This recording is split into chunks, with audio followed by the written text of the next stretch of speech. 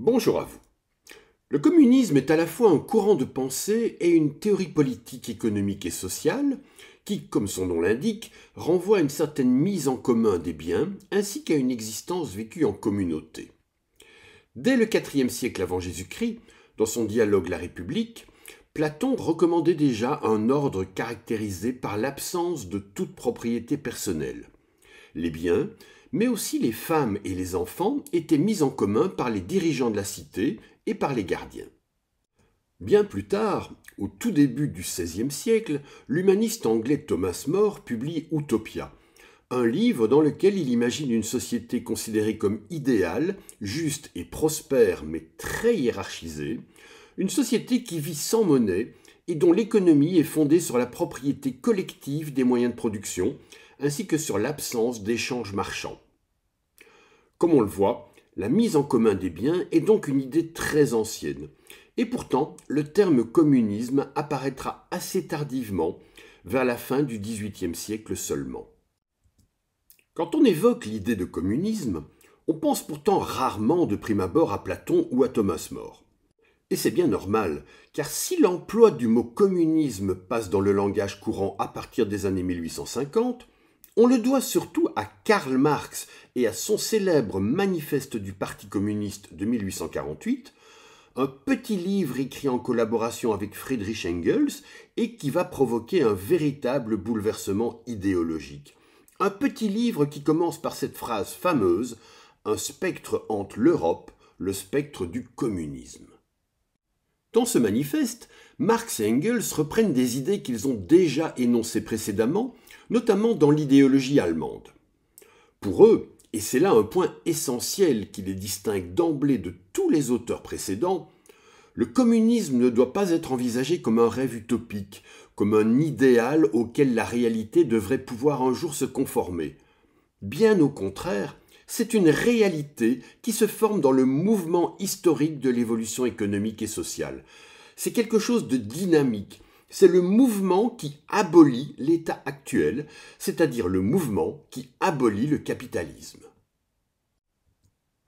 Dans la perspective historique de Marx et Engels, le capitalisme qui règne actuellement est le théâtre d'une lutte des classes sociales qui oppose depuis toujours les dominants, qui possèdent les moyens de production et qui peuvent se permettre de faire travailler les autres, au XIXe siècle c'est la bourgeoisie, et les dominés, c'est-à-dire les prolétaires, ceux qui ne possèdent que leur force de travail et qui sont obligés de la vendre aux dominants.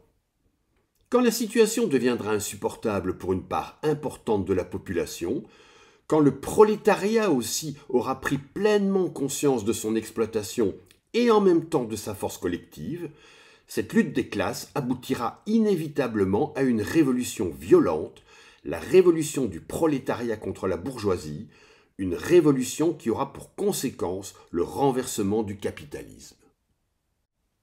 Après ce renversement violent de tout l'ordre social passé, après la fin de la dictature de la bourgeoisie capitaliste sur les prolétaires, on passera par une étape transitoire destinée en quelque sorte à préparer le terrain pour le communisme à venir. Durant cette période, la classe ouvrière va remplacer de façon temporaire l'ancienne dictature du capital par ce que l'on a appelé une dictature du prolétariat. Les anciens dominés prendront le contrôle de l'État pour garantir une juste répartition des richesses et pour défendre les acquis de la Révolution, mais aussi pour éliminer les derniers vestiges éventuels du capitalisme. Et enfin, on aboutira au communisme, c'est-à-dire à une société dans laquelle les différences de classe sociale seront définitivement abolies, puisque les classes sociales elles-mêmes seront abolies. On arrivera à une société sans classe, fondamentalement égalitaire, une société communiste qui sera aussi une société sans État, celui-ci étant devenu inutile puisque toutes les fonctions administratives et de gestion seront assurées directement par la communauté elle-même et de façon démocratique. Une des caractéristiques essentielles et aussi une des plus connues de la société communiste telle qu'elle est pensée par Marx et Engels, c'est l'abolition de la propriété privée. Cette idée fondamentale est pourtant souvent mal comprise, et on dit parfois que le communisme a pour ambition d'abolir les propriétés personnelles, comme nos habitations ou notre voiture par exemple, ce qui est faux. Ce que le communisme veut supprimer, c'est la propriété privée capitaliste, la propriété bourgeoise des moyens de production, celle qui permet à une minorité de vivre du travail de la majorité. Il ne faudrait pas croire que dans la perspective de Marx et Engels, le communisme ne désigne qu'une doctrine politique, sociale et économique. Pour eux, il s'agit aussi d'une philosophie qui met en évidence la façon dont l'homme peut retrouver sa véritable essence. Une fois qu'il sera débarrassé des chaînes de l'exploitation, de l'aliénation du travail et de la domination de l'argent, l'homme retrouvera alors enfin sa liberté. Et ainsi le communisme ne fait finalement qu'un avec l'humanisme, puisqu'il incarne le retour total de l'homme à lui-même.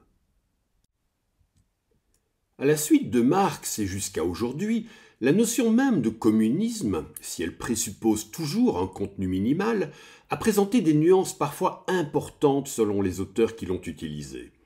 Parmi les invariants, on peut citer notamment l'appropriation par les producteurs des moyens de production, le dépérissement de l'État, l'élimination des différentes formes d'inégalité et d'oppression, le dépassement de la division entre travail manuel et intellectuel, ainsi que l'épanouissement des individus libres dans une société libre. Sur le papier, voilà un programme plutôt sympathique. Mais tout n'est peut-être pas aussi rose, car le communisme, ou plus précisément l'espoir d'aboutir à une société communiste, c'est aussi une expérience historique qui a été imposée au XXe siècle à un tiers de l'humanité. Une expérience qui s'est transformée en cauchemar pour des centaines de millions d'individus. Des tentatives de mise en application de cette idée ont en effet eu lieu dans de nombreux pays. L'URSS, la Chine, Cuba et la Corée du Nord, bien sûr, mais aussi une dizaine de pays africains, une quinzaine d'États asiatiques ou encore l'Albanie et la Pologne, par exemple. Toutes ces expériences se sont soldées et se soldent encore par des échecs. Au lieu d'obtenir des régimes égalitaires, on a produit des régimes bureaucratiques et dictatoriaux. En dépit de cela, les idées communistes, avec leur idéal de justice sociale et d'égalité, un idéal qui permettrait peut-être de dépasser et de congédier le système capitaliste, ces idées continuent d'influencer de nombreux mouvements sociaux et politiques à travers le monde. Je vous remercie d'avoir regardé et écouté cette courte vidéo et je vous invite à rester curieux et ouvert, à faire preuve d'esprit critique et aussi à profiter de la vie.